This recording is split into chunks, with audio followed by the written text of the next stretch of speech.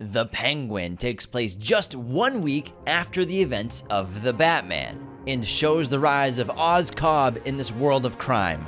HBO's latest series is a massive critical hit and one of the most exciting shows in years. Let's break down season 1 of The Penguin.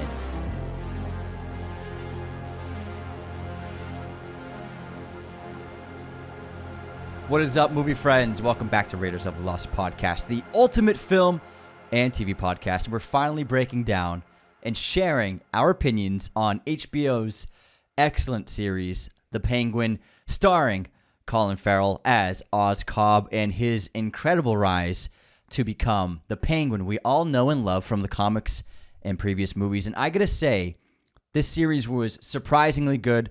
It shocked me. It was super fun, violent, gruesome, lots of foul language. We finally saw people smoking cigars and cigarettes on TV. It's been a while.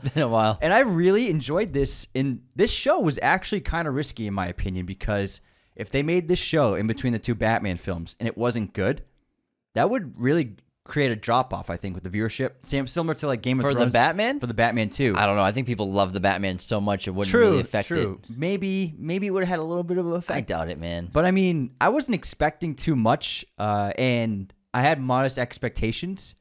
But The Penguin really blew those out of the water. Overall, it was a very strong series of television. One of the best that I've seen in recent memory. We love Breaking Bad. We love The Sopranos. We love The Wire. And this was a show that captured that tone. I haven't seen something like those shows since Breaking Bad ended. So it's really nice to revisit that. Of course, this show, The Penguin, takes a lot of inspiration, a lot of influence from The Sopranos. Mm-hmm. And if you've never seen The Sopranos, it's all fresh to you. But you can't help but see a lot of similarities, of course, with obviously the basis of the Penguin, this version in the Batman, based off Tony Soprano's character in a lot of ways, and especially with the series diving more into the mafia world as well as, the accent, the gangster, the crimes, plus the mommy issues. That's there. That's all there in The Sopranos therapy. That's all in The Sopranos, although we don't have Oz doing therapy. We have other characters doing therapy, specifically Sophia doing therapy. He's doing therapy through his actions, in a way, in the conversations he has. So it's impossible to ignore that there are major influences from The Sopranos and The Wire, for sure, in this show. I think the drugs and everything have a lot to do with The Wire. And I really like how they connected the image, obviously the drops in the masked image from the opening of the Batman, the guy who gets in the lights of the helicopter and the mask on Halloween night. That's sort of the look of drops, the drug, the lore expanding in this show. That's one of the greatest cons to the Penguin, is the lore expanding in a really effective way, a way that makes sense, a way that's not just stuffed in our face just to get content out for a streamer. Yeah. Because I think there are other streamers where they're making all of these shows in between their movies, and a lot of it is just flying over people's heads. A lot of it doesn't have the substance that's required to maintain your audience and sort of make your show comparable to your movies and feel like the movies. And as soon as The Penguin started, within 10 seconds, I felt like I was in the world of the Batman, which, of course, when you look at the Marvel shows, that's massive, encompassing multi-story storylines and characters jumping everywhere, whereas the Batman's its own thing. It's its own verse. It's not technically in the DC. It's in the Elseworlds world of what James Gunn and Safran are calling the Batman. It's not in their trajectory of films. It's not connected to what they're going to do going forward. It's its own thing. But that was one of my favorite parts about the Batman, is how unique it was, how much of a standalone it was. And then the Penguin felt immediately like that. It was like watching Alien Romulus the first time. The opening, you feel like you're on the Nostromo ship. And you feel like, you have the gears and the buttons and the computer screens and the music and the sound design. As soon as the Penguin started, we had the sound design, we have the aesthetic, we have the music. It's all connected to the Batman in such a strong way. That's ultimately the biggest challenge I think the show had, because TV shoots very fast. They do not have a lot of time, and they have to film quickly, move sets quickly, and pretty much do it the best they can with a smaller budget than a film has. So you're trying to match what Greg Fraser did, what that production design team did, what Matt Reeves did, with less money and a much faster schedule. So it's a challenge. That's why a lot of the show is handheld, because handheld, you shoot super fast handheld. It gets you through the scenes, and you're doing they're probably doing several pages a day as opposed to a movie 1, 2, maybe 3 pages a day. So especially because Colin Farrell's going through 3 hours Exactly. of makeup every day. So they can really take their time with a film, whereas TV, they have to go fast in order to get it done. So that's the challenge of maintaining the unbelievable imagery and visual tone that team set for the Batman. I think they did a bang-up job. Now, I'm not sure if you noticed, but I didn't see the opening again since we watched the show. I think that, so it opens with Oz. It's a mirror of his ending in the Batman, right? Yeah. He's looking out the window. I think they used some alternate takes that Greg Fraser shot.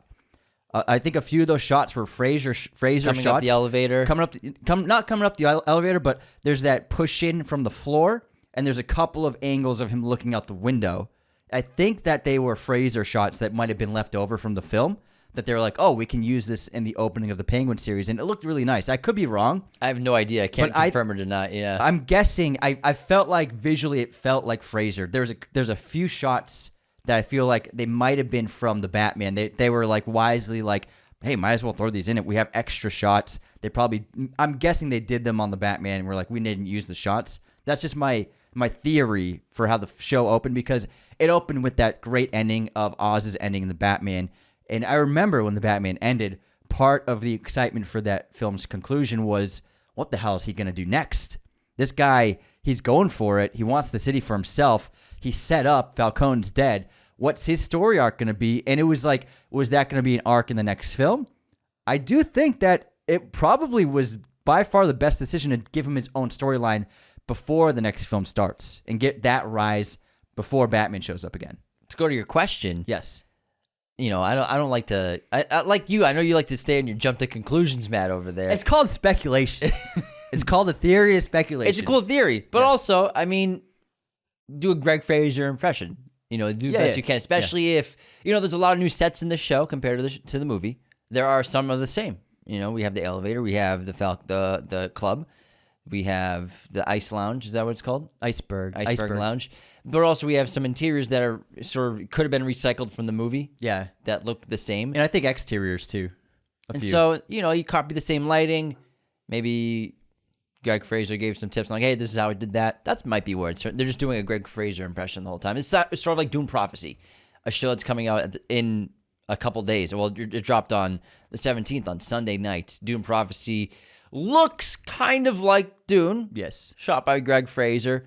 Not quite Greg Fraser, but some of the looks, it's like, oh, they got the aesthetic. They nailed it. I think that's something that HBO is doing really well with their shows is they're nailing the aesthetic of their movies. And it seems like this is sort of the norm for big franchises. Once you have a movie out, you have a spin-off series. If it's a studio like Warner Brothers, like Disney with Star Wars and Marvel, you make your movie and then you make a spin-off series. I think this is something that's going to be a massive norm going forward. Maybe in 10 years, we'll see every big movie has a spin-off show and a spin-off TV series. I wouldn't be surprised because it's kind of the direction everything's going in. Warner Brothers do that with Potter. do it with Potter. Make movies again? Just do lots of Potter spin-off shows. I'd be very happy. I mean, with that. they could. I mean, the Marauders TV show would be the biggest show in the history of television, I think. What's Snape doing in between Hogwarts semesters? Like, I'm down for that. Absolutely. But I think that's sort of the blueprint for media going forward with these studios. And they kept that really cinematic visual going the entire time, but also wisely cast a bunch of really great veteran actors. Kristen Milioti is fantastic as Sophia. I can't wait to dive into her character. Dude, I've totally spaced on what she's in. Obviously, she was in The Sopranos for 3 episodes back in 2006, which is the year she started You watched acting. her show. I know. Well, which one? How I Met Your Mother. No, I know. How I Met Your Mother. I hadn't seen that in years, bro. She's the girl with the yellow umbrella. I don't know what that means. Again, I've never watched the show. But she dates the main character for a little bit. Okay. Towards Ted? towards the end of the show. Uh-huh. So they set up in like the final season. Oh, this might be it. Yeah, exactly. Gotcha. You expect her to be the mother. Spoilers. It's a fucking old sitcom. Am I gonna spoil Friends? They all fuck and get married. Like, do they? They all have sex with each other. Not You're acting like Friends is an orgy. Not at one time. Not at one time. They all date each other. I don't know. I don't think Phoebe slept with the guys at all. They all slept. Maybe. Did Phoebe and Joey? Anyways, we're going off the rockers. What would you ask me?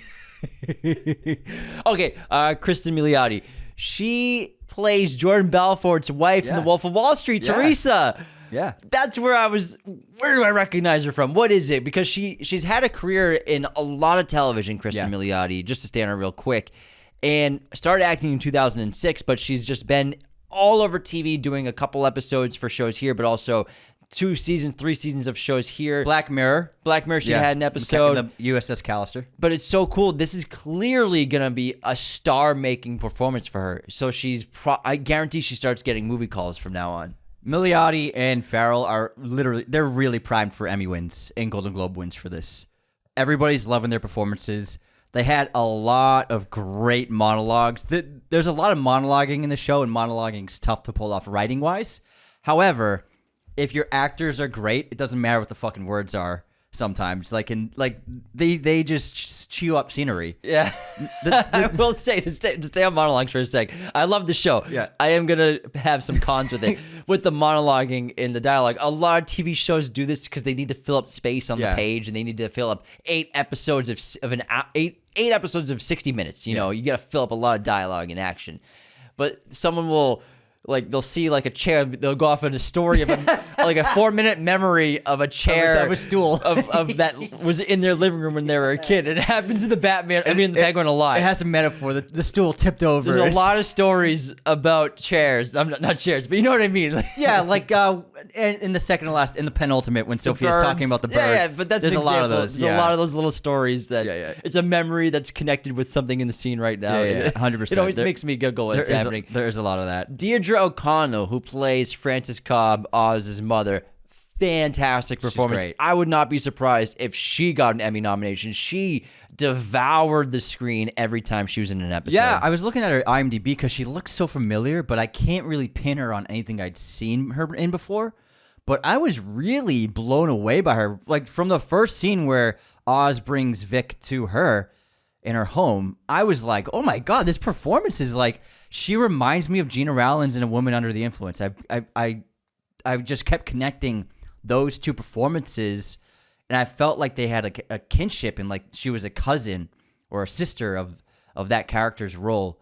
And she was absolutely dynamite. It's such a unique performance that we haven't seen on television. She really, every scene she's in, she steals for sure. And the younger actress who played a younger version of her did an excellent job of capturing the same tone of the character, accent, but also attitude. So that younger actress, I don't have her name listed, unfortunately, because I didn't do enough prep. But I think she did a bang-up job going with what Deirdre O'Connell did. Insane confidence on screen. Also, just stay on the cast for a little bit. Clancy Brown, who plays Salvatore Maroni. This is Clancy Brown's 19th DC Comics role after the Penguin. The Penguin's big voice 19th. actor. So he has portrayed Lex Luthor in multiple DC animation shows, yes, music and video games, from Superman, The Last Son of Krypton, Lego DC Supervillains, The Big Time, and Batman Beyond, Sheriff Morgan in The Zeta Project, Wally West, The Flash, Vice President, Guardian of Oa in Justice League Unlimited, Mr. Freeze in The Batman in 2004, Rotul Mugger Per Deaton in The Batman, The Brave and the Bold, King Faraday, Firebreather, and Young Justice, Parallax in Green Lantern, Zartok in Green Lantern, the animated series, Negative Man, General Immortus in Doom Patrol, Gorilla Grodd in Robot Chicken, DC Comics Special, 2 Villains in Paradise, and General Wade Elling in The Flash in 2014. But Clancy Brown, the Penguin, is his 19th DC Comics role as Salvatore Maroni. So there's something, you were talking about spin-offs, and I'm talking about Colin Farrell's Penguin. In regards to spin-offs that have been happening in the past, a lot on Disney+, I've never felt like they've truly improved the character or really made them evolve in a very interesting way. Again, I haven't seen everything, but I've never really been taken by any of the spin-off shows. And it never feels like the characters are, I don't know, it doesn't feel like it's necessary. But with this series, this is the first time I've seen a spin-off series where I was like, okay, this is really improving the character, obviously getting him a shit ton of screen time, but they're really evolving the character and building him out in a really interesting ways, making him way more complex, making him more capable, highly intelligent. I loved his scheming. I loved his improvisation. I think that Oz Cobb was so fascinating. I loved him in The Batman, but he is so much better in this show. And it gets me really excited for the Batman 2 to see what Colin Farrell does, to see what Matt Reeves has in store for the character in that storyline, whatever it's going to be, whoever the big bad in that film is going to be, how Oz will come into play. Because obviously at the end of the series, he becomes a big player in Gotham. And we can tell just from the way he's dressed, and he's probably coming from a huge party. He's up with the big guns now. He's not pushing petty crime. He's not dealing drugs. He is a bona fide big-time criminal. So I'm really looking forward to how they build off of that in the next film. But I was really blown away with the extension and the growth of the character, which was honestly really fantastic and an absolute highlight of the show. I believe that for me, that's because they started at a really good point with Oz. Mm-hmm. He wasn't a fully formed character. He wasn't this powerful figure in politics yet. Mm-hmm. He wasn't his own sort of king in the crime world yet. As we know him, we know he's going to get to that point with politicians. He's going to get to that point with influence in the city. He's going to have his own crime empire at some point. Yeah. But he's not there. In the Batman, he's sort of like a mid-level capo. He's not a boss, and he's not a made man either. But he's sort of like a lieutenant. He's getting there. He's like in the middle when it comes to being a mobster. And I think Matt Reeves putting him in that position was really smart because it gives so much room for growth for a character like that versus a one-and-off kind of character or villain. And so when we're starting at someone at such a mid-level part of their trajectory, we get to watch and explore it in great depth in this series, in this spinoff, because it gives the spinoff purpose. Rather than a lot of spinoffs have just been bouncing boards or trampolines for other characters to enter the movies. He's already been in the movie. Great point. But now we get to see his story. We get to see, what created such a dislikable character. What created a supervillain? And we explore his past a lot. We explore his current actions. We explore him to the point where he becomes what I missed about villains in superhero movies and in film in general, of just being a bad person that you cannot root for ever again. And the series ends in that terrific way. He's outsmarted every one of his enemies, and he's gotten to the point where he's got control of what he wants. He's ironically gives his mother what she's always wanted, even though she can't enjoy it because of, obviously we're getting spoiler territory cost, now. It came at a cost. The great irony of getting everything that he's wanted, of her not being able to perceive it because of her stroke, being so well off that they have the penthouse at the top of the city and see the entire skyline day and night. She can't see that because she's had a stroke and her brain's mush now, unfortunately for her. So there's a great irony to the goals that Oz has achieved throughout the course of this series and his entire life. But we got to see what led here for his entire life, what made this person, and again, making a villain that we freaking hate. At the end. After what he does of course, it's really clever to trick Sophia. Mm-hmm. And put her in prison. Really great plan to get the heat off of him and put it on the Falcones and the Maronis and their war. Oh, the classic story. The Maronis and the Falcones tearing each other apart. Yeah. Sophia Falcone just blew up the city, which I'm sure we'll get a reference to in Batman Part 2, that bomb that went off in the end. Yeah, it'll be on TV for sure. But also, after he takes in this young kid, Victor, who is his only friend throughout the entire series.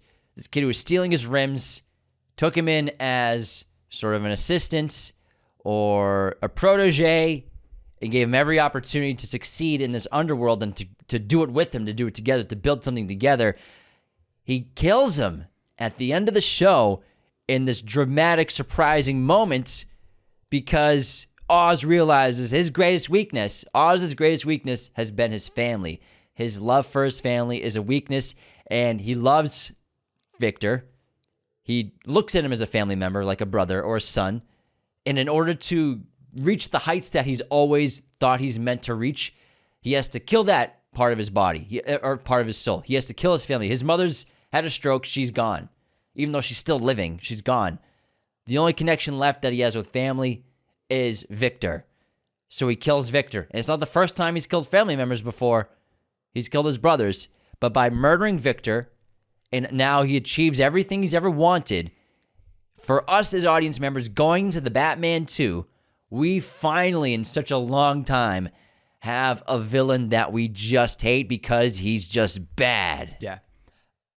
And I gotta say, that scene where he killed Victor, where he strangles Vic in such a way where he puts his arm around his shoulder and they're broing it out, and Oz is talking about the future, and it seems like it's such a personal, great, intimate conversation.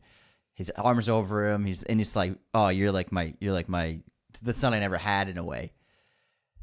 But then it was all planned to hold him with that arm and then strangle him with his free hand.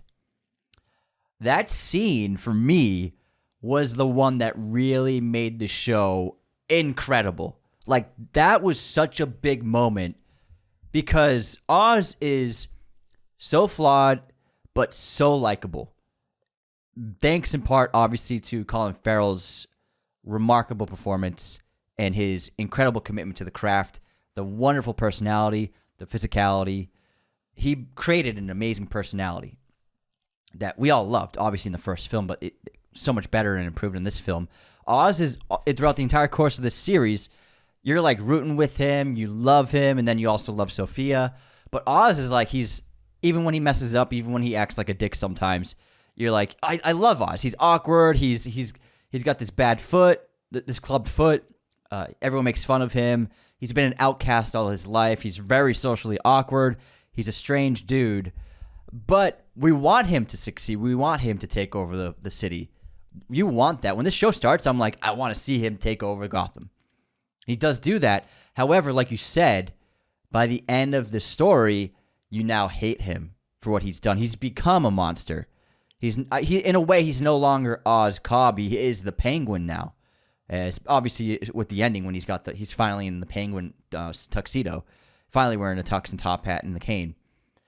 But that scene with Vic, for me, really put this show over the top and made it really special. And I was just like, I got goosebumps, and I was like, I wasn't cheering, but I was like, that's what we need. We need more shows that do stuff like that. I think the best parts of the show for me are the finale, that last sequence of him killing Victor because of how powerfully emotional it was. And not even that, after killing him, just adding on to the despicable nature, steals the money out of his wallet. Steals like $60 cash out of his wallet, throws his ID into the river, makes him even more despicable. Really clever piece of writing right there. And then, but also I love the opening of the show, the first episode opening. And it's really exciting. You know, like I said, you immediately felt like you were in the Batman world, the music, the aesthetic, the streets, the rain, the color, the lights. It's outside of the club, going into the club, the elevator, obviously referencing Bruce Wayne going to talk to Maroni. Lots of orange light. Exactly. Yeah. But the opening of when he kills Alberto Falcone, such an exciting part of the episode, because I didn't see that coming really, because obviously he's there looting the place. Yeah. And he's a quick thinker. Oz is a quick thinker. Like you said, his improvisation, one of the best parts of the character, which we see on full display in every single episode of The Penguin. Oz gets himself out of so much shit in every single episode. It's shocking how clever he is. Also, luck's got a huge deal to do with it. Like, Oz is meant to be this big kingpin, and I think that fate is working in his favor in a lot of sequences, specifically with how quick thinking he is. And this is quick thinking where he sort of obviously knows what's Alberto's weakness. It's drugs. He's a drop addict. Let's start off with some booze. Don't worry, I was going to bring this to you too. But also I pride. For you. Yeah, he massages his pride. Yeah, he calls Alberto, "You're the boss. Whatever you want to do. Here, have some drops. How's that feel?" Getting Alberto vulnerable until Alberto says something to cause Oz to lash out. And that's one of his weaknesses for sure, is how quickly he can become irritated and irritable and then act impulsively. He's defensive. And he shoots Alberto in the first episode, the first 15 minutes of the show. Awesome, because... Yeah. You know, like I said, the show has many influences from Sopranos. I think the greatest influence it took from Breaking Bad probably is a dead body in the first couple of episodes, really. You know, we have an early sequence in that entire show of Breaking Bad. Sorry if I'm spoiling it, but there's a dead body that Jesse and Walter have to figure out how to get rid of. And that's basically the opening of the first half, killing this person and then disposing of the body, which leads to the rest of the plot. Episode 2. Is it episode? Yeah, so I meant like the first half of the season, really. Yeah. It's early. I don't think Second episode. I didn't say it was episode 1, I don't believe. You did. You just said episode 1. No, I said first episode. Season 1. You said first episode. I'm editing this. I can't wait to see where I didn't say that, and then I'm gonna show you the You're transcripts. very confident. I'm very confident. I didn't say very episode confident. 1. I said early in the show. Uh-huh. And that's one of the most exciting parts of Breaking Bad is trying to get this dead body situation figured out. It's a fun scenario. And I gotta say, I got a lot of satisfaction out of that scene because if anyone who watched Marvelous Miss Maisel, that actor, nothing against him. Nothing against the guy. Who plays Alberto? Yeah, the guy who plays Alberto, he does a fine job. He's a very good actor. But his character in Marvelous Maisel, I always hated. Well, you're supposed to dislike that character. So him getting killed, I was a little satisfied. Michael Zegan. Yeah, it was a little satisfying to see him get shot up. Why don't you like his? Well, his character's a dick. Yeah, his character's a dick to her most of the time, and Yeah. he's in Miss Maisel. He's very entitled and he's very needy and whiny. Yeah. So it was nice to see him get shot up. I gotta say, but it's a great opening. It was surprising. I was like, when he killed him, I was like, oh, this is what the show's gonna be. Okay, I was not expecting this. Also, the first story beats of the show, they did have like Last Samurai vibes. Yeah, for Last sure. Samurai reference for sure. Yeah, absolutely. And Last Samurai reference is when obviously he goes to, if you've never seen Last Samurai, where he goes to get an alibi and he goes to a sex worker he frequents, Eve Carlo in the show, played by Carmen Ohio. And that's a big plot point of Last Samurai, where our assassin has a regular sex worker he frequents who he uses as an alibi. Yeah, it's just, there are a lot of references to great films, great TV in this series, and the people who made it clearly had a lot of love for the crime genre in all aspects of it. And so I think they did a really phenomenal job. And also, obviously, a big thing in this show, and it's something that we were anticipating, you and I, and something that I never had a problem with. We weren't sure if Batman was going to show up or not. Ultimately, obviously, Batman does not show up. The only mention or sight we ever see is the very final shot of the series. We get the shot outside of the skyscraper where Oz's penthouse suite is, and we see the bat signal up in the clouds in the night sky. Then it cuts to black. Great ending. I did not need to see Batman. I didn't care. I think that not showing him helped the show set itself apart. Having a cameo of Pattinson would have taken away the narrative. It would have been too distracting. Everybody would have been talking about it. And it really wouldn't, I don't think it would have served a purpose to the story because, I mean, this is all underworld crime. I like the idea of the criminals battling it out amongst themselves. Bruce Wayne probably doesn't really know what's going on entirely. He might be out of the loop of these situations. Yeah, he's probably busy with other crimes. Yeah, he's a busy guy. Yeah. He's got a lot on his plate, man. He's got a lot going on. And obviously also probably still helping with the aftermath of the Riddler's attack on the city. And so I like the fact that there's no Batman. We didn't need him. This is Oz Cobb's show, and it was stronger for it. Staying on Oz with the future of the Batman, Matt Reeves confirmed in July 2024 that Colin Farrell would reprise his role as the Penguin in The Batman Part 2, which comes out in 2026. I believe they start shooting early next year, 2025. And so after the season finale, Colin Farrell said that for a while, he didn't know if he'd be appearing in Part 2 and had yet to see a script stating, I was told I have 5 or 6 scenes. However, he has also said that he has signed on for 3 Batman films. Okay. So he's going to probably be in every single movie. And he says he has about 5 or 6 scenes in the new film. Who knows if he'll have more? I believe right now the theory is Hush will be the villain in the Batman Part 2. Who's Hush? I don't think it's confirmed. He's a villain in the Rogue Gallery of Batman. Okay. I don't know if it's confirmed. I can't remember because there's been so many rumors of who will be the villain in the Batman Part 2. But obviously, I'm excited to see Oz coming back, because it ended so well. You know, like I said earlier, the Penguin in Oz, he's a character where he gets political influence on the city. And he rubs shoulders with those guys. And he's got a lot of corruption dealing with for power. And I like how the final couple episodes we got that, where he figured out this great plan to put everything on the Maronis and the Falcones. And the Gigantes. Yeah, and the Gigantes. Well, but he hasn't even, but he calls Sofia Falcone Yeah, at the it's end. true. It's the Falcones versus the Maronis. Yeah. Obviously, Sofia did put that bomb in the G-Wagon and did blow up the fucking city right there and killed innocent people.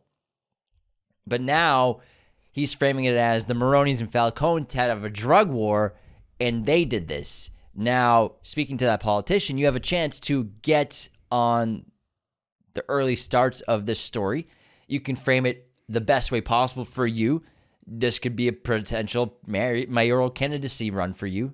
The press that will be empowered here. If you get to put Sofia Falcone behind bars for what she's done, the hangman, put her back in bars, behind bars, and then Oz benefits from this. It's so clever because I can give them to you. I can give them to you. I was so curious how they were finally going to work in the politics with the Penguin, because that's always been a part of his character, is being in with politics. And hence, the end of the show, he was probably just at a gala or a ball while he's in a tuxedo, you know? Yeah.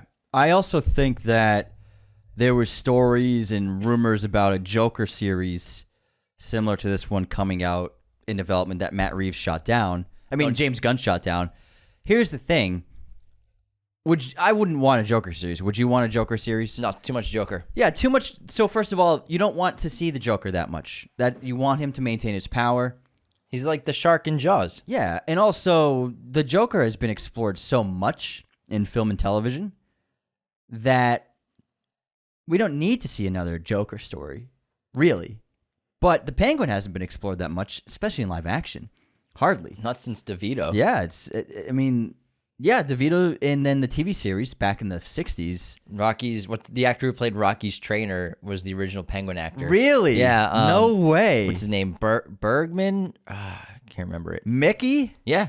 Mickey played the Penguin? Yeah, he was the original Penguin actor. What? Let me look up his name. I gotta see this. Oh my God. Mickey. Oh, this is crazy. Mickey, Rocky. Burgess Meredith. Yep. Burgess Meredith was the original Penguin, and he was in the Penguin TV series, the show. What? And he wore a really purple, vibrant suit. Oh my God. With the cigarette stem sticking out of his mouth with the monocle, I believe. Yeah, and he's got a huge fake nose. Yeah. The nose. Okay, that's why I never recognized him from the Penguin, because I've seen that Penguin, but oh my God, Rocky's trainer Mickey played the Penguin. Holy smokes, man! You just blew my mind. You're welcome, man. You gotta throw the images up of that. That's wild. 1966 Penguin, that old Batman. That's wild to me. Okay, so again, building off of what I was just saying, Penguin hasn't been explored that much in live action at all. So that's in the last 60 years, one movie with DeVito. So there's so much room to have fun, to play around some storylines, to build out a character that nobody has really outside of animation any knowledge of. Well, there's the TV series, the Gotham TV series. Oh, Penguin's in that? Whichever. Oh, yeah, Cobblepot's in that. Yeah. Yes, you're right. Yeah. He is in that. This is the guy with the emo hair. Yeah. Emo. Yeah. He reminds me of the guy in Wedding Crashers. The brother. The brother who makes the painting of Vince Vaughn. He reminds me of him. He's just a very similar look. Absolutely. We had 100%. a moment at the dinner table. No, we didn't have a moment. We never had a moment. Yes, we did. I'll come back. And okay, scratch that. I have not seen Gotham. Anyways, there's still a lot of But fun. not a lot of people have seen that. Okay, thank you. Yeah, it's still a lot of fun to be had to explore the character in a really profound way, and to make him the sole, not the sole lead, but the lead of the show. Obviously, Sophia is the co-lead for sure, but I think that it was so much fun to see the character in a different light. We grew up with DeVito, and I always loved DeVito as the Penguin. And Colin Farrell's doing something just as exciting, I think. Yep. I mean, Burgess Meredith's Penguin, he was a supervillain similar to this one. Sort of a mafioso, not quite of the Italian mob sort of character, but he was out for money and power. Whereas DeVito's was more this deformed terrorist who's looking for revenge on the city of Gotham. And he loves penguins. Exactly. Loves penguins. He literally looks like a penguin. And DeVito's great. They're both great. But, clearly I would say that this version of Oz is more similar to Burgess Meredith's version from the 1960s on the ABC show. But I really love the influence of The Sopranos and Italian Mafia and Tony Soprano on this version of Oz. I wish there was a little more culture of the mob and a little more Italian culture in the show. One of the great strengths, I think, of it is we have a ton of different cultures in this show. It's great. We're speaking Farsi, we're speaking Spanish, there's a little bit Italian, but I wish that they went a little more into the mob direction of the culture of the Italian mafia, or just Italians in general. Sicilian, versus just the accents. Like the city accent was pretty much as far as they went, because so many characters are Italian. They talk about Lake Como, and they say cheers in Italian, stuff like that, Centani. But I would have liked to see, since it's such a huge influence from The Sopranos, going a little more into the Italian culture. Maybe not as far as like get some gabagool out, but no, I agree. I think a little more. Yeah. It didn't feel quite like an Italian mob. It's because we're Italian, I guess. So we have like a defensive defensive approach to watching it as an audience member. You know what I mean? Like it was like, it's really one of my only knocks on the show. I would have liked more Italian culture in it myself. Yo, get the gabagool out the fridge. Come on, guy. Did you know that Colin Farrell was almost Batman? Yeah. In Batman vs. Superman, Dawn of Justice. So Wolfgang Peterson was originally attached to direct that movie. Yes. And Colin Farrell was in early talks to play Bruce Wayne Batman. Do you know who was his choice for Superman? Before Man of Steel? Wolfgang Peterson's choice. So Wolfgang was in talks for Man of Steel too, or no, for Batman vs Superman. So they were going to replace Henry Cavill? It was before all that. This was in the 2000s. No, I'm talking about. Oh, wow, they were going to make one way before then. Oh crap, who was this choice for Superman? So Wolfgang Peterson was going to make a Batman. He's going to make basically a Justice League movie in the 2000s. No shit. And George Miller also played around with it too. So first Wolfgang, that fell apart. Then George Miller, he had a Justice League movie set up. Armie Hammer as Superman. Armie Hammer as Superman? Yeah. Good thing they didn't go with that.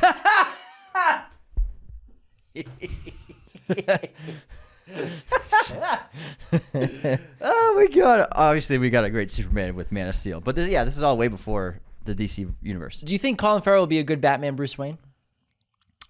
I'm not sure he would have been a great Batman. I'm not sure about that. I could see him being a great Bruce Wayne, but the Batman, I'm not sure either. I think Colin Farrell can do anything. He's an extremely talented actor. But in terms of being right for a role, that's a different thing. Yeah. I mean, there are so many actors who are incredible actors, but they're not right for Batman. I think because Colin's got such that wild card. He's a villain inside of him. He has in to his be a eyes, villain. he's got that like edge that so many actors don't have, that it wouldn't work super well with such a heroic figure like Batman, maybe. I mean, yeah, he was great as Bullseye. Exactly, that's what I mean. Like, who could have made killing an old lady on a plane with a peanut bouncing off a seat better than Colin Farrell? And believable. He made me miss. I never miss. Do you remember that scene in Yeah, of course. He flicks it and she chokes on it, on a peanut. No one notices. And then he goes... I like how he smells the victims as they're dying or after their death, like he's sniffing their souls. He made me miss. And speaking of violence and killing people, this show is definitely not short on that. There is a lot of mayhem, a lot of shootouts. I had a great time with it. Lots of deaths, lots of blood. It was really a lot of fun. A lot of CGI blood. Yeah. Like in Joker. It looked good. Also, it's fantastic that Oz's weapon of choice is the Uzi. It's so fun. He uses it, I think, 3 times in the show. He uses an Uzi, and it's a blast watching him absolutely spray it on cars and bad guys. And I really loved all the gunfighting, the shootouts. It's something we don't get that much of in a really realistic way. And they did a great job with the violence of this movie. Yeah, it's brutal at times. I mean, we have stabbings. We have people getting lit on fire. Yeah. With gasoline and a cigarette. It's freaking awesome. We have people getting their fingers cut off. It's hardcore, and they didn't hold back.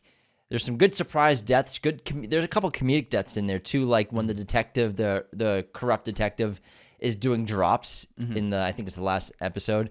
And it's a close-up of him hitting the drops. He's like in ecstasy, and then the bullet goes through his ay from Oz behind him. Yeah, I think that was fun. It was pretty campy in a good time. But yeah, they were brutal with the deaths, and they didn't hold back. This is clearly an R-rated show. Very R. Very R. There's also a big replacement in the show, although the role isn't as juicy as it was in the Batman, and that's the role of Falcone, played by John Turturro in the film. And Mark Strong took over the role in the Penguin. Obviously, it was a small role in the series. Really, just a couple of flashback moments. There's a couple of reports about why Turturro didn't come back. I saw an on the carpet interview with him, and he said that he felt that he had done everything he could do with the character or wanted to do in the film, and so he didn't really seem interested in doing the TV series. Gotcha. So they got Mark Strong instead. Yeah, I kept seeing different reports of scheduling conflicts, or one report I saw said that there was an interview with him saying that there's too much about violence against women in the role. That too, yeah. He said that. It's not my thing. It's like, you choked out Zoe Kravitz in the Batman. Like, your own daughter. Fucking hell, man.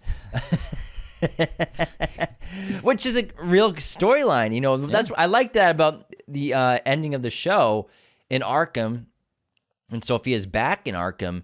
And I saw people complaining about the Catwoman reference in this show. And what's great is we don't see Catwoman. We don't even read the letter that Sophia's reading. Black envelope, which I would think was a great touch. Classy. And she's it's from someone who says that they're your half sister. And she's reading it, and all we get to see is her reaction. She finally smiles for the first time in probably a while since she's been in Arkham again. And then we get the Catwoman theme, which is really cool. And I liked it a lot. And it makes sense. It's actually a reference to a comic book storyline between the two characters called, hold on, I got it right. I'm waiting, man. Here. Waited on bated breath. The long Halloween. Halloween. Could have just asked me. I knew it. Well, Anthony, I know you consistently have said on the show over and over again, you know nothing about comics. You're right. I just copy and pasted it from IMDb earlier. So I figured you wouldn't know. Sue me. I didn't. I thought that was great. If people had a problem with that online, I mean, it makes sense. Like, if you found out you had a sibling, you would write them a letter if they were in prison, right? I guess. At least say hi. Or like, yeah, you knew that you were siblings, but they didn't. I guess. Exactly. Yeah. Hey, since you're in the worst part of your life ever. If you found out you had a sibling and they didn't know, wouldn't you want to tell them that you were related? That makes sense. But let's say, so for you going forward with Catwoman, yes, this letter being sent to Sophia Falcone in Arkham. Hey, I'm your half sister. Want to hang out? What does that mean for Catwoman going forward? I was not expecting her to come back in the Batman Part 2, and honestly, I love the character, but for me, I don't think it would make sense for her to come back for Part 2. Part 3, I think, would be where you bring Catwoman back, because the finale of the Batman, her and Batman, they ride off in different directions, chasing different things. So I think that's probably a connection I think that we'll see in Part 3 of the Batman, of Catwoman coming back, maybe teaming up with Sophia Falcone or Sofia Gigante, because I would like to see Catwoman be bad. Can I answer your question? I was continuing the question. You asked me a question, then answered it for 2 minutes. You did the same thing at the beginning of the episode. So what do you think about? What do you think that means? You did the same exact thing. What do you think this means? By the way, you did the exact same thing, because remember I said let me go back and answer your question, because you did the exact same thing, motherfucker. What did I say? I can't remember what it was, but I literally said, "Wow, I don't have that's some damning evidence." I don't have a transcript of everything you've said. You did the same thing. You asked a question, then you talked for 2 minutes, and then you ended it. And then I said, "Let me go back to your question first," and I answered your question. Okay, well, let me go back to your question. Thanks. Act like I'm the only one who does that. I'm just getting a lot of scope here. I'm just busting balls, man. What do you think? I think that it would be pretty fun to do a female rogues gallery. Mm-hmm. Against Batman. You throw in Sofia Gigante, Catwoman, maybe a little Poison Ivy. I would love to see Poison Ivy in the Batman. Maybe there could be like a team up of female villains versus Batman. Why not? Why not? Maybe Catwoman, Selena Kyle, she's got some plans that she wants to do and she could use some help. But why would Catwoman go against Batman? That's the thing. It's not like they're allies. They are allies. Kind of. They helped each other at the end. She got what she needed him to help out, but like it's not like she was doing something good. But they both did selfless things in the finale. Yes, they showed that they have a heart. She showed that she had a heart, but and that she cared about him. Keep in mind, Selena Kyle is always a morally great character, and I hope they go back to that. That's what I want for the future of the Batman with that character, with Catwoman, is when you bring her back, which they will at some point, make her bad. Maybe we can also get like a date in costume. go Batman and Selena Kyle go to the movies. Watch them do something normal, like go to Barnes & Noble. In costume. They have a picnic. All right, let's run to our intermission, Anthony. Yes. We'll come back Let's and waddle. talk more about the Penguin. I want to talk about the Waddle and his overall physicality later. All right, cool, yeah, because I have a lot of things that I want to still talk about, too, because this show is really fantastic. If anyone's curious about how are the best ways to support our show, number one, go to patreon.com/Raiders of the Lost Podcast. Become a patron, because not only does it financially support us and give us the ability to do the show full time, but you get awesome perks. You get access to bonus episodes every single week. We did one on We Live in Time last week. Our weekly chat is on on Patreon only. We did Red One, spoiler-free review. Oh, yeah, we did Red One. Yeah. Also, get bonus content. We do selfie videos on there every week now, as well as access to our Discord. You get access to watch parties, depending on the tier you are, and you get all kinds of perks. There's a $2 tier. That $2 a month, you can access all kinds of awesome perks. And we have tiers that go all the way up to 100, which are the crazy tiers. But mid-level tiers get you so many things, so check them out. You also get 20% off for an annual subscription. Oh, that's right. So whatever tier you want, you get 20% off if you do the annual payment. So if you sign up for the $2 tier for a whole year, it only costs $10. Yes. And you get access to the bonus episodes and everything in the entire year. Yeah, and the $5 tier only costs like $21 Pretty for cheap. $5 tier. And you also get access... not $50. $50. There you go, yeah.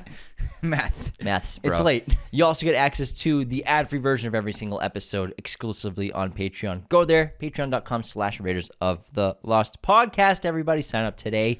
Another great way to support the show, leaving those 5-star ratings on Spotify, 5-star ratings on Spotify and Apple. And Anthony, I'm pretty upset. Why? Why are you upset? I found out today we have over 30,000 followers on Spotify, right? Yeah. Cool, right? But only 3,100 5-star ratings. How dare they?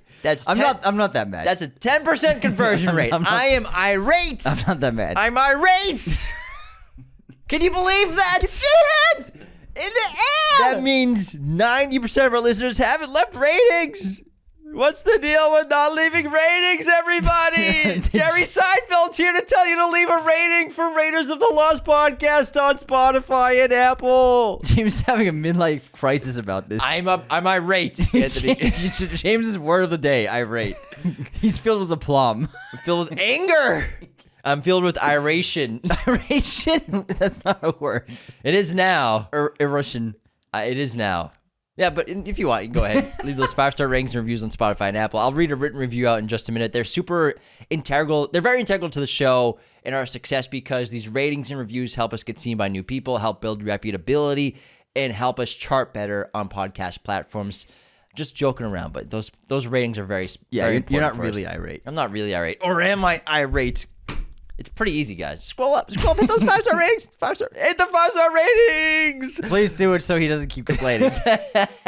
Another great way to support the show is just share us. Word of mouth is the best way for a podcast to grow organically, just like our favorite fruits and vegetables. So if you want us to grow bigger and better than ever before, just share us with your family and friends. This episode, of course, is sponsored by our friends at movieposters.com, the #1 place to get your posters online today. Be sure to use our promo code Raiders10 at movieposters.com to get 10% off your order right now. It is the holiday season. You got to get yourself some presents for the movie lovers in your life. Where are you going to go? Who are you going to call? Movieposters.com, of course, where you can get a huge array of pretty much every movie and TV show imaginable in their poster library, with all sorts of sizes, framing, and even backlighting for your poster needs. If you want a Penguin poster, guess what? They got you covered with some awesome Penguin posters, some awesome Batman posters, anything DC related, they got you covered. So many amazing prints, high quality. This stuff is fantastic, as well as very affordable, made even more affordable thanks to our special promo code, Raiders10. That will get you 10% off your order right now. So use that coupon code at movieposters.com today. All right, let's get into our intermission, Anthony. Yes. Start with framed.wtf, the website that gives you movie stills every day, and you have 6 guesses to figure out what movie it is. And the first still for Framed in this episode is a crashed site with a bunch of people in hazmat suits outside of what looks like a satellite crash. I'm guessing this It looks is like a shuttle crash. Venom 1? I'm going to say Super 8. I'm going to say No, that's Venom. a train. It looks like a shuttle. Are you right? Yeah. Damn, you knew that? Venom 1, baby. Yeah, it's the symbiote. I figured, yeah. See, I'm actually a Venom fan, Anthony. That's true. Yeah, we all know you are, man. And this is where Riz Ahmed's team is going to get the symbiote. Gotcha. They're going to extract it. Wow, you got on the first one. Damn, good job. No big deal. It would have taken me until 3 to get it. All right, let's move into our intermission, James. All right. Anthony, I'm going to start with the movie quote competition. This is between 2 characters. Are you ready? Ready. What would you do if you had $1 million? I'll tell you what I'd do, man. 2 chicks at the same time, man. Pretty sure you don't need $1 million to do that. Yeah, but it'd be a lot easier for 2 chicks to double up on a guy like me. That's a good point. Office Space. That's a good one. All right, here's my quote.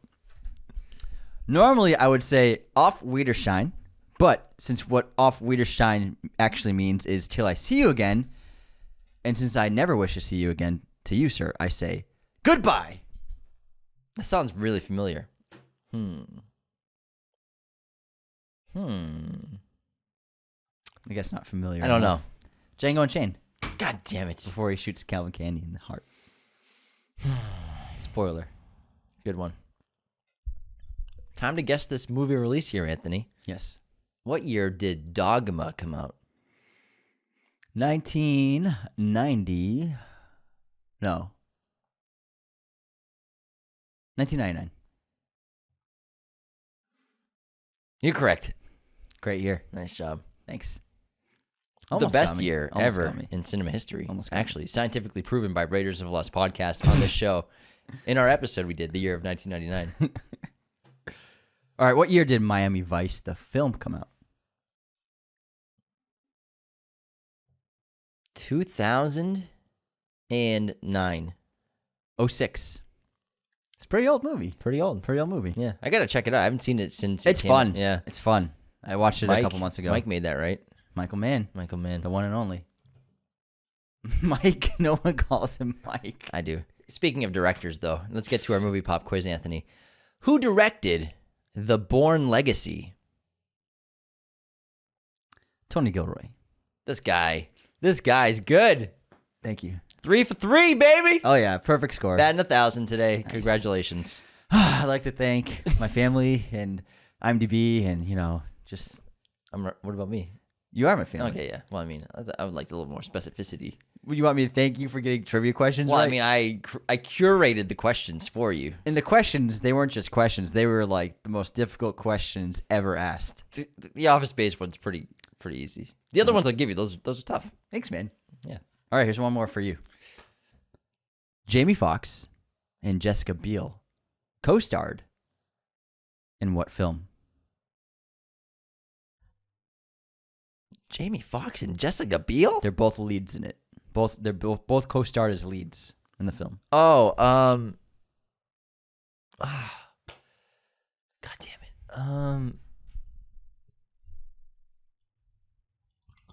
Is he a cop in it? He's not a cop in it. Is he a bartender? He's a bartender. No, he's not. I'm just kidding. Is he a...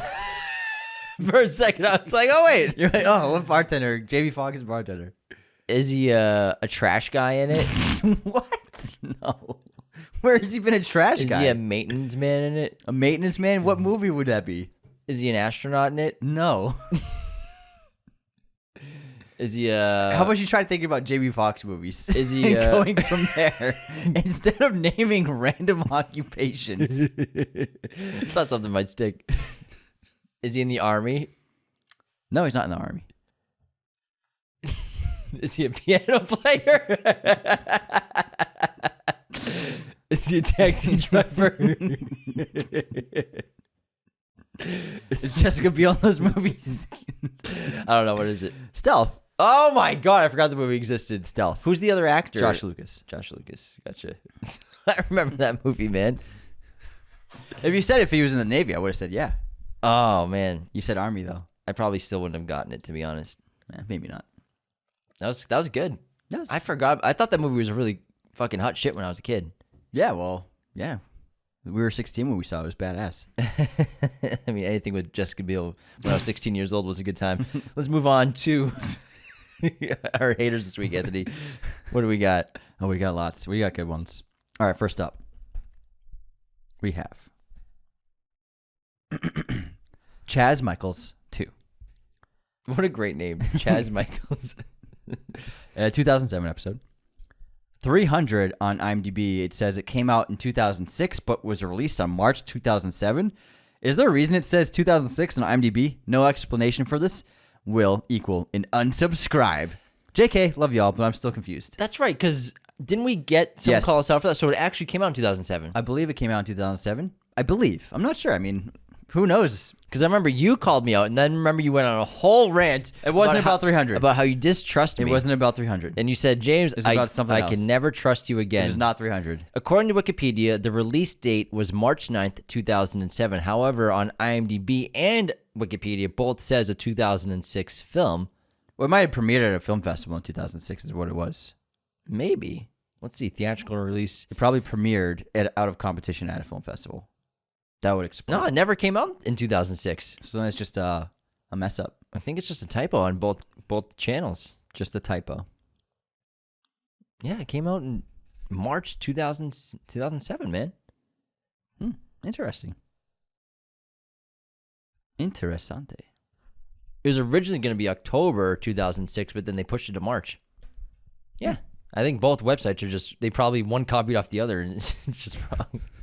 Yeah, because remember, it came out in both conventional and IMAX theaters. Yeah. $28 million opening weekend, pretty good. Nice. Oh, it's $70 million opening weekend. Holy shit. Really? $28 million its opening day. Wow.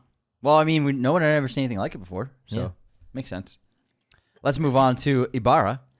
Your Gladiator 2 review was nice, but you guys mentioned nothing about Paul Mescal acting with aplomb.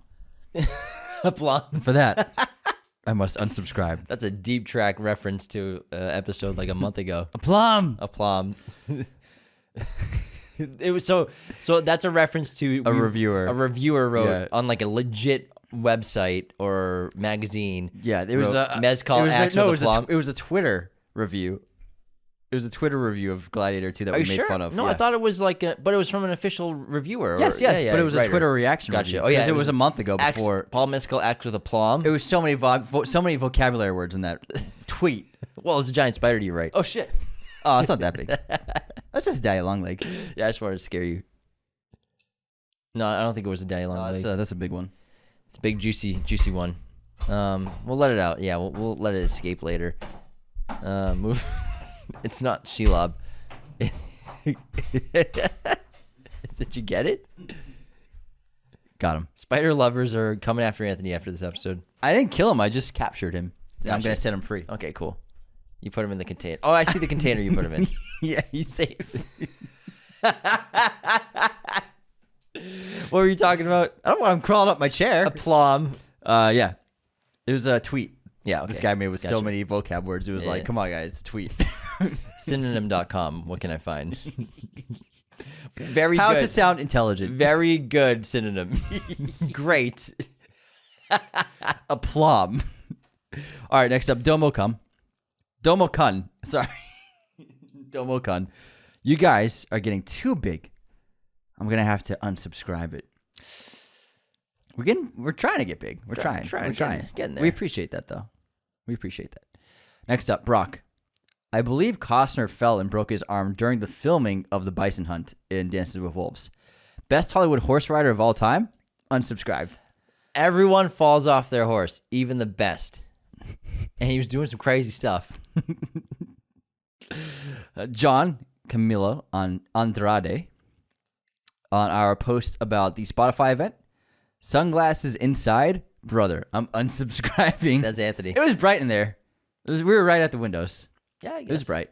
The sun was like pouring in.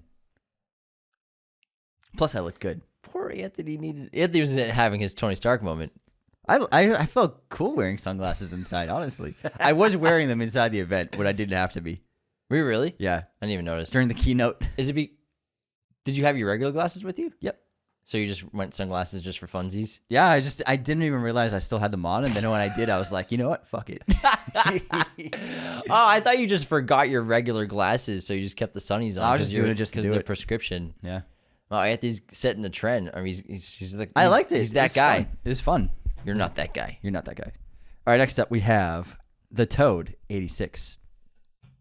On 70 Best Movie Monsters, 75 Best Movie Monsters. I know you like when people unsubscribe, but I like you guys, and now you're stuck with me. But Jeepers Creepers sort of sucks. Sorry, I'm a fan. That's okay. Yeah, that's fine. Kyle, 666 man, no mention in Gladiator of Proximo's speech used as the intro for Cataclysm's song in Shadows and Dust. Unsubscribed. I wrote, I don't know who that is. We also didn't bring up Jay-Z's song that opens with Maximus's speech. Oh, yeah, in yeah. the amphitheater. Is it? Are you not entertained? Oh, yeah. Gotcha. Dun, dun. What song is it? It's on the Black album. It is. I can't remember what song it is, but it's a great song. Are you not entertained? I remember. Are you not entertained? Dun, dun, Is that not why you were here? I got you. Then he comes in. Is like that the song? No, then he comes in like that. Oh yeah, that Jay-Z. Cheer, you, yeah. Great hope. All right, next up, H to the Izzo. Jazzy Jeff. Trailer is just immaculate vibes. Oh, our trailer of The Mother.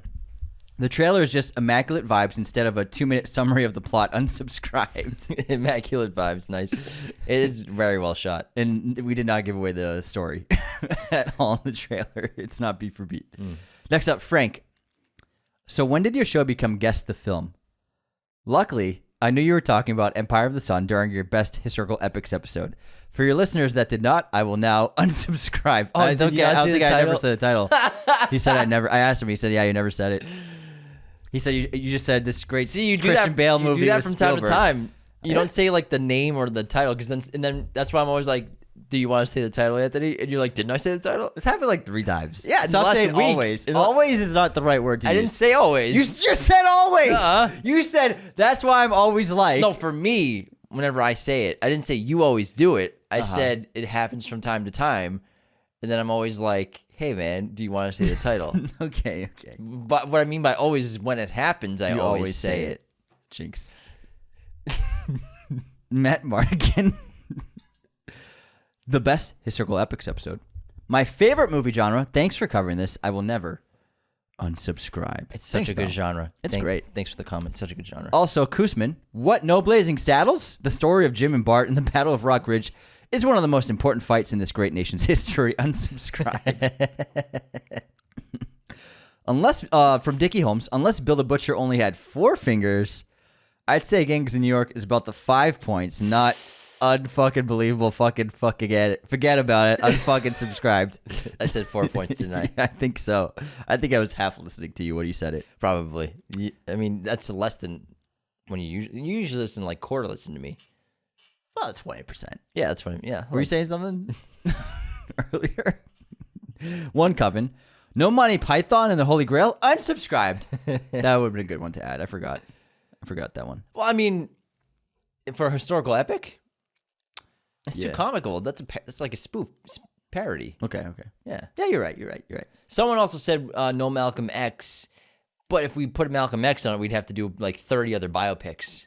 Yes. So I think we did Oppenheimer just because it was really big historically, like the building Yeah. of the atom bomb, the war.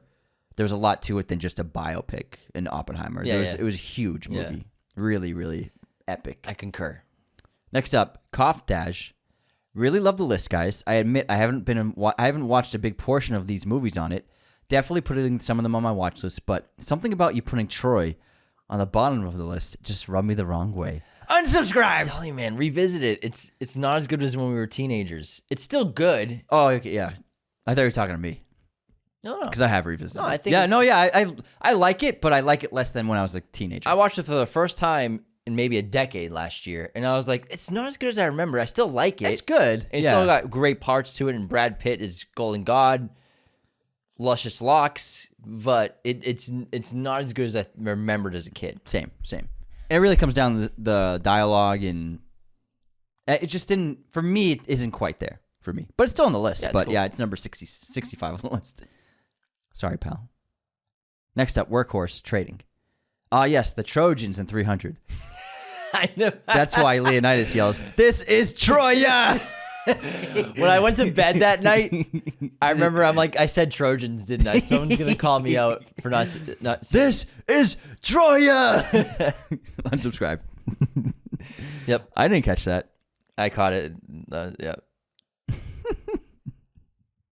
All right, next up we got blah, blah, blah, blah, blah, blah. Sorry. Okay. If you have seen from the real AGR fan, if you've seen the Minecraft movie trailer, you'll get this. I am unsubscribed. I don't think I've seen it. The trailer? Yeah, maybe there's a new one. I'm trying to remember the trailer. I think I deleted it from my memory. Sorry, the real AGR fan. That went over my head. I'm sorry, but I appreciate the comment and I appreciate the unsubscribe. I think it's what Jack Black says at the end of the trailer. It says something like that. Maybe. This one's funny. Damien Burke. The Trojan horse story. You mean the Iliad? One of the greatest works of literature ever written? Unsubscribe. Yeah, the Trojan horse story, kid. They put a bunch of people on a wooden horse. It was funny. It was a good game. Wild. They tricked them. Over in Troya. Troya. That's it for your unsubscribes. Those are funny. Goodness. Thank you so much for Those sending are those in. That tickled me. All right, let's get to a great 5-star written review on Apple Podcasts from MT_Riley, which is their Instagram handle, Mount Riley. Still can't tell you two apart is the headline. 5 stars. I've been listening to you guys since 2020. Wow. And I found you guys on TikTok and decided to check out your podcast and your episodes out, and I have enjoyed you guys since then. I like your love for the craft and passion for movies and TV, and I enjoy hearing your breakdowns of movies and also director spotlights. We should do one of those. We haven't done one in a while. It's been a minute. Keep up the good work. Don't let anyone bring you down. We got your back. Fist bump. Also, can't wait for Spotify Wrapped and all the stories I got to skip through to see where mine is. There's going to be a lot of them. It's great. Mount Riley. Love it. MT Riley, thank you so much for that awesome review. Wait, did you call MT Riley Mount Riley? Maybe it is Mount Riley. I don't know if it's Mount Riley or Yeah, MT Riley. could be, Maybe yeah. his name's MT. Or maybe his name's Matthew. Or it could be Mount. Maybe his name's Mount. His name's Mountain. So Mountain Riley, thank you so That's a much. pretty cool name. Thank you for that. Yeah, I just think I might name Mountain Riley. my firstborn Mountain. Your firstborn Mountain? Yeah. What? You mean firstborn child? No, I'll name my firstborn Mountain. Oh, you'll name your firstborn Yeah. Mountain. I'm not I gonna, thought you meant like I'm not for gonna my. have a mountain for a baby. I thought you said like for my firstborn Mountain. Not firstborn as in a noun. I Not, get not it. an adjective. I get it. So I'm with you, man. I'm Different- up to speed. different. I am kind of, up to speed. You're here. I'm right there with different kind you. of words. I'm right Different kind of there. word. Okay, cool. We're on the same page. Mountain Riley, thank you so much for that. Spotify Wraps coming up soon. Is it usually January? I think December. December or January? I'll Google it. I thought it was January, like after the new year. Could be, man. But obviously, we get super excited for Spotify Wrapped, and we love to see everyone's stories. So if we're on your Spotify Wrapped, be sure to put us in your story or share it with us, and we'll put it in our story so that everyone like Mountain Riley can skip through them all to find theirs. It's usually December. So it was the last have been November 30th, then December 1st, December 5th, and December 6th. The last 4. So Very soon. Did they release the date? I wonder. There's no. They never release the date. They just do it. Spotify. No one knows what date. Oh, we should have asked them. We were with them the other day. They probably couldn't even have given us an answer yet. They just drop it when it's done. You know, imagine the amount of like coding and information there is. I can't wait to see how high up in Hans's I'm at. Yeah, me too, man. I'm looking forward to it. All right. And Anthony, what is your streaming recommendation for this episode? American Gangster on Netflix, keeping in the genre. I'm going with Collateral on Netflix. Is he a taxi driver? That's what I was referencing. Oh, we know. We all know. You know the movie where Jamie Foxx is a taxi driver. Yep, Yeah, that's the movie. That's what I was. Yeah, that's what I was referencing. Okay, let's get back to The Penguin. And before we left off, you said you wanted to talk about something specific. What was it? The physicality of Colin Farrell's performance. But first of all, the waddles. Let's talk about how successful the show has been. Yeah. So right now it's an 8.8 on IMDb. That's a lot. 4.5 on Letterboxd. 96% and then 95% Rotten Tomatoes for critics and then audience score. And Metacritic is a 76%. It's also been watched by 17 million people since it first aired. And the finale in its first night of release was seen by 2.1 million people, which is the biggest. In the first episode, the premiere episode was watched by almost 2 million people, the most since Game of Thrones' first episode and The Last of Us first episode. So it's been a gigantic, huge success for Max and HBO. I guess you can say people like it. It's pretty clear. And that's just kudos to the team behind this show. You know, Matt Reeves, he sort of came up with the story of an inspiration of Scarface. This is according to showrunner and creator Lauren LaFranc. Matt Reeves came up with the Scarface story, A Rise to Power. I turned it into a psychological character study of this man. Mobsters historically are larger than life, so there is that slightly elevated quality to it, but he's just a man, a very complicated man. This is what differentiates him from previous versions of the Penguin in the comics, where he comes from a wealthy, well-known family. Matt had already made him an underdog in that he was number 2 to Carmen Falcone in the film, but we didn't know anything about his family, so it was important to me that he comes from nothing, and he's really aching to get more status and be seen as more important. Now, Lauren LaFranc started writing on My Worst Enemy in 2008, the TV show. Then she wrote 13 episodes of Chuck from 2010-2012. She then wrote 7 episodes of Agents of S.H.I.E.L.D. from 2013-2016. Then she wrote 6 episodes of Impulse from 2018 to 2019. And then she was hired by Warner Brothers to develop and create The Batman, which, again, has been such a huge hit. The sequel? You mean The Penguin? I mean, the Penguin. The Batman. I wrote The Batman. I don't know why. Developed and created The Penguin. She was hired back in 2023 to do this. And she did such a terrific job putting together a great team. And all I got to say is she's probably primed to do whatever she wants after this project, because no one knows if they'll do another season of this.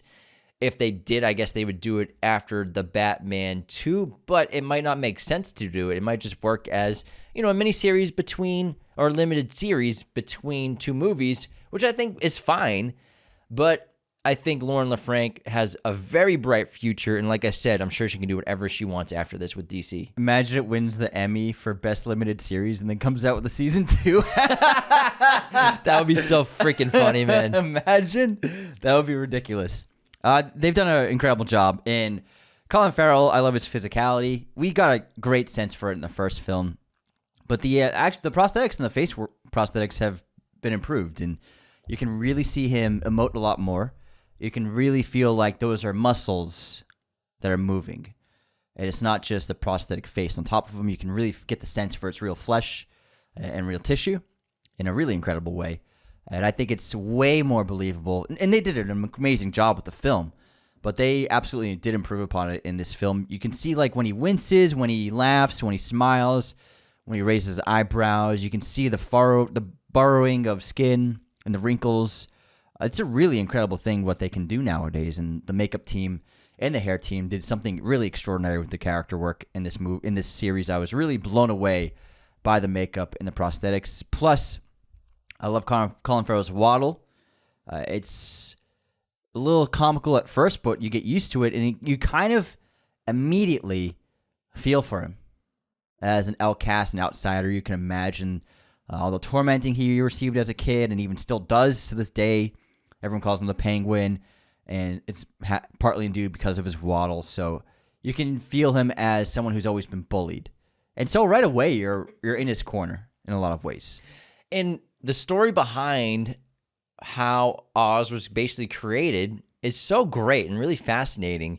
Like I said, we have the mommy issues, which are clearly influenced from The Sopranos. Tony goes through that in therapy, and his relationship with his mother is a main storyline throughout the entirety of that show.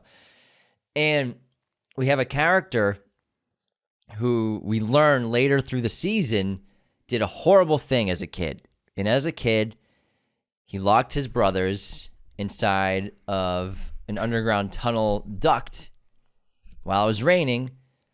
Whether or not he knew they were going to be stuck in there and drown, probably not. Maybe he did know. But he essentially killed his brothers and they drowned. And his mother, we found out later in the season, knew it was him because she found the flashlight, meaning that he was with them. He lied about them going to the movies because Oz was someone who was, I guess you could say, obviously very needy, as she described him, but in a lot of ways obsessed with getting attention from his mother. Obsessed with it. Having her to himself. And constantly looking for her affection, looking for her attention, getting jealous when any of his brothers would get attention from her instead. And from that point on, Oz, not knowing that his mother knew what he had done, lived the rest of his life taking care of his mother, which is his main goal, something that he wanted to do. He wanted his mother all to himself. Horribly tragic. Kids do terrible things, whether they mean it or not. Accidents happen. It's tough to tell whether he knew his brothers would die or not. I doubt he knew they'd die. My guess is he was planning on them just being stuck in there all night because he probably didn't, maybe he didn't know that it would flood. Or maybe he did know. I think they showed visually when he saw that the vase outside in the windows, outside on the window was overflowing with water from the rain. I think that was a visual cue that that's what he was thinking. That the sewer is probably flooding too. Yeah, maybe. And from that point, he just buried his guilt for the rest of his life until it's brought out again later on, but with Sophia. But he still wouldn't own up to it. Still wouldn't own to it. He would have let his mother's finger get cut off. Yeah. Something really powerful about the character of Oz is how despicable he is, and that's a very despicable thing. Yeah, I think that he, as a kid, locked them in there just to get back at them. But then part of him probably thought maybe they'll be able to get out. And then as it kept raining and it kept getting later, he was clearly thinking oh, there was a lot of water. And then with the shot with the vase, maybe that sewer is overflowing with water. But then he just put it all aside in the comfort of his mother's arms and nuzzled into her. And so she chose to embrace her comfort and relish in it, rather than even worrying about them.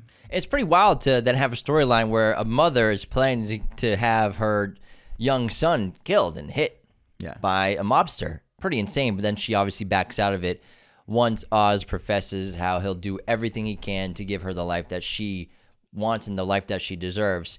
And this in a lot of ways connects to the past of Sophia Falcone, who also has a lot of guilt that is in her family.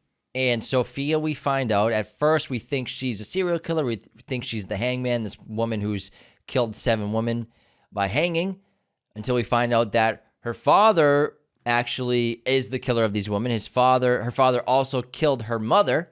She found her mother. And when she was a young adult, accidentally met with a reporter who revealed a bunch of this evidence to her as her father is a suspect. She shot the reporter down like a loyal daughter, but then she also confessed that when she discovered her mother's body, that the scratch marks were made on his face were made from something else. It couldn't have been from my mother. She's like, there's no way you killed me. Basically insinuating that she's always thought or suspected her father of killing her mother. And so her father, Carmine Falcone, frames her for the murders of these women. She gets put in Arkham for 10 years until she gets out. And then it's her story of finally getting control of the family, taking out her family, which is crazy and nuts to kill your entire family. In her eyes, they deserve it because they all contributed to her being locked up. Yeah, the Sophia storyline was one of the most obviously unexpected highlights of the series. And Christine Milioti did a fantastic job. Kristen Milioti did it's because it's a C, Kristen. You don't see it very often. Yeah, it throws me off. She did an absolutely marvelous job. I expect her to get a ton of awards recognition. We're going to see her doing the rounds a lot lately. And, I mean, this is, like you said, primed to elevate her career in huge ways. She's excellent opposite Colin Farrell. She holds her own, and she goes through a huge evolution. She goes through massive change. And exploring the flashbacks is a really great way to understand the sense of where she started. Obviously, she's the daughter of a mafia boss. She knows that the family does terrible things, but I mean, we get the first scene of her at a charity event. She's trying to, in a way, give back to society because of her family's influence. So we see that even though she obviously is a part of this world, she is trying to do something a little better than her family. So we can empathize with her and we can like her. And she seems very kind. She seems very friendly and wholesome in a way, even the way she dresses these nice dresses. And then you contrast that with, and also well put together, long flowing hair, nice makeup. Then you contrast that with who she ends up becoming as Sofia Gigante, the fringe bangs, the wild hair, the eccentric, highly stylish outfits, the 8-inch heels, the huge heels, so many huge heels in this, the intense makeup, and then the ferocious personality, the murderous intent, the loose cannon nature, the unpredictability, wild card that she becomes. It's a really incredible rise and fall, and really wonderful evolution of a character. It's very rare to see that in one season of a show. They did an excellent job with her character, with her storylines. She had such huge parts to play in every bit, and I really enjoyed the final 3 episodes of this real back and forth between Sophia and Oz. They're each like playing this cat and mouse game, getting the upper hand over the other, and then them improvising, turning the tables, vice versa. This great back and forth, and really leading to this conclusion of who's going to wind up on top. It was great. It was really clever to also connect them with their past, where he was her driver. He was her driver and was a protector for her, but also was one of the reasons why she got sent to Arkham. She believes that Oz went further than he really did. Well, all he did was tell Carmine that she met with a reporter, but he didn't realize that would lead to her getting framed for 7 homicides and being put inside a prison, which Carmine did to obviously hide his own crimes, but also to just trap and hide his guilt away from him forever. Yeah. Similar to what Sophia does to little Gia. Yeah, exactly. She does the exact same thing to Gia, whether she realizes it or not. I think she does later on the show. Oh, but after that scene when she cries in the hallway. She kills her entire family, kills her mother and father, ends up trapping Gia in foster care, in a prison basically, just like she was in a prison. And she'll probably be there for 10 years just like she was, because she's probably 8 or 9 years old and will be out when she's an adult. So she's put Gia in the exact same scenario as her, which I think is a great correlation. The show, I think, might have a little bit too much of justification for horrible deeds. There's quite a lot of it in the show. A lot of things are justified, but when you're talking about mass homicides being justified for characters, I think that it's a little much, a little bit, if that makes sense. But I don't think that the show is saying it's okay, but in her eyes, it's okay. Yeah, okay. You know what I mean? I guess you're right when you put it that way. Don't think of it subjectively. Think of it objectively. Yeah. I mean, don't think of it objectively. Think of it subjectively. Reverse. From Okay. her perspective. Copy that. Yeah, okay. that makes sense. Yeah, in her eyes, she is, in her way, I killed your parents to do you a favor. That's basically what she says to little Gia. And also, I mean, in that scene, I think it's the best scene for Sophia in the show, because she sees the scratch marks, the cut marks that Gia has been performing on her own arm. She's become a cutter, and it is a great mirror to Sophia's scars and her trauma. And so that's really what made her realize, I've created another version of me, and I'm the one responsible for it. And I think that helps inform her eventually wanting to get out of Gotham, because she's realizing that she's becoming a monster herself.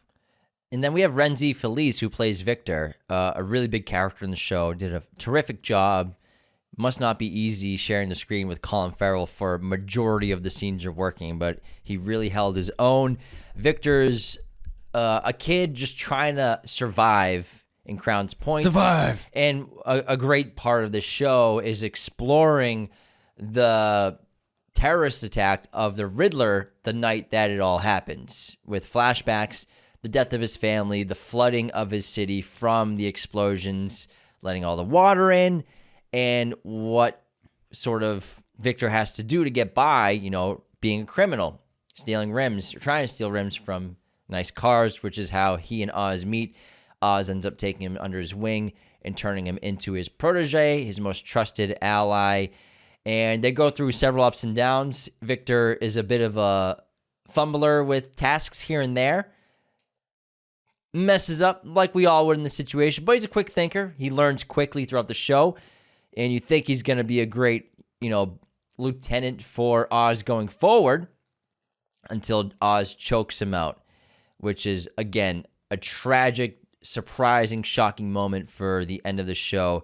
And I think that was such a strong moment because even Colin Farrell as Oz looked like he changed and something in his eyes went off. And it showed that Oz loved Vic. Yeah.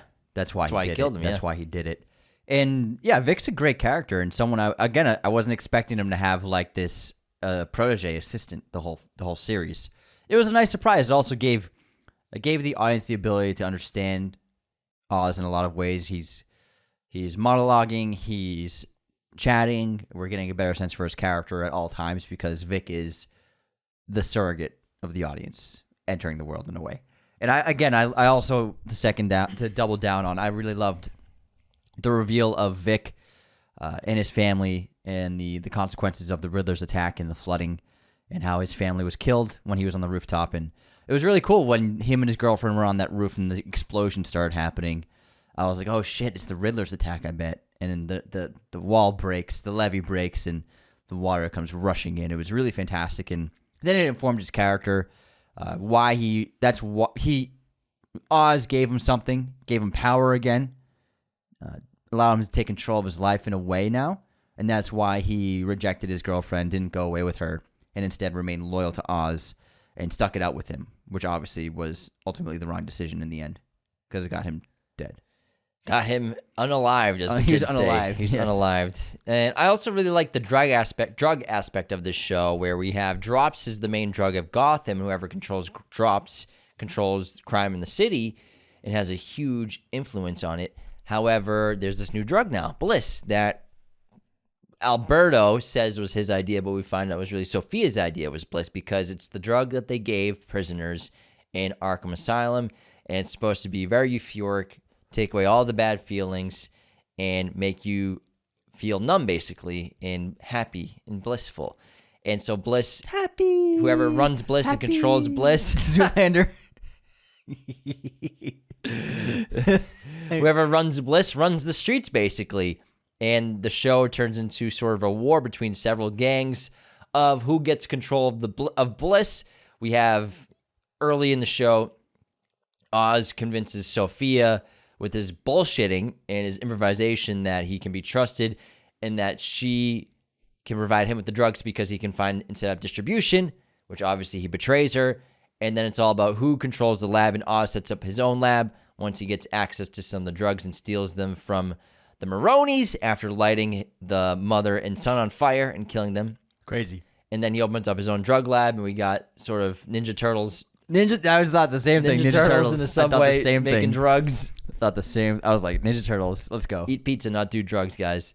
And obviously this leads to that great penultimate episode of the explosion of the drug lab getting blown up. Yeah. Also, Sophia's origin episode was one of the strongest of the series for sure. I think it was a top 3 episode. Her going to Arkham, dealing with that. Great music from Giacchino. Mick Giacchino. Yeah. Michael Giacchino's son did the music for the Penguin. Bringing out really cool strings for that. You really tapped into the horror. And the horrors she lived through and experienced, and obviously befriending that doctor who was obsessed with her. That was a great episode. Super violent, especially when she kills that other prisoner. that the institution was using to try and get her to conform. And it was a really exciting episode, an absolute highlight. And Kristen Milioti absolutely destroyed that. She did a great job in that episode. Yeah, overall, this is a great show, man. And yeah. I think it's really exciting because we're really getting, obviously, a lot of content. A lot of TV shows, for the most part, they can be misses. And they don't have what the films have. And they don't have the aesthetic. It's not right. And the story's not right. And they just seem rushed. And they seem like they weren't taken too seriously. But this one was done with so much respect for just one movie. And that says a lot for how serious the team behind the Batman with Matt Reeves and LaFranc with this show, how seriously they're all taking these characters in the future of this verse. And it brings so much promise to other projects, and it shows the potential of what television can be with huge scale production design, excellent use of the volume, just like the Batman did, excellent use of these characters we really know from so many movies and TV shows, but doing something new and unique with it, and just being a flat-out standalone great one season of television. And it's really possible, and I think the Penguin really shows what can be done if you really try to make something that the fans will enjoy. Yeah, I know. You could say that for comic book adaptations of TV series, this is now the gold standard. Yeah, this and I think season 1 and 2 of The Boys for sure. Oh yeah, The Boys. Oh, The Boys is great. I'm sorry, I totally spaced on The Boys. Mm-hmm. Boys is fantastic. Mm-hmm. Yeah, so those two are the gold standard. I think so. Yeah, it's exciting because I mean we can get more like this of future villains and future characters. I think it's pretty exciting stuff. Yeah, yeah. You Let's get a Poison Ivy one. That'd be pretty cool. You got anything else on the Bring Penguin? Uma back. I love the show. I thought it was fantastic. Again, it was one of the biggest surprises of the year was how good it was, and it got me super juiced and amped for the Batman 2, which I can't wait for. All right, everyone. Thank you so much for tuning into this episode. Become a patron at patreon.com/Raiders of the Lost Podcast. 90% of y'all have not left 5-star or just star ratings or reviews on our Spotify and Apple. James is irate. Get on there. He's irate. Leave those reviews. Just scroll up real quick. 90% of y'all can do it. That'd be amazing. It'd help us out so much. It's so important. So we appreciate everyone who leaves those ratings. Be sure to have a wonderful week and take care, everyone. See you next time. This episode was brought to you by our chosen one patrons, Jacob Kossler and Nicholas Martin. Thanks so much, boys. Raiders of the Lost Podcast is a mirror image production. Sound mixing done by Jacob Kossler. Opening music by Chase Jackson.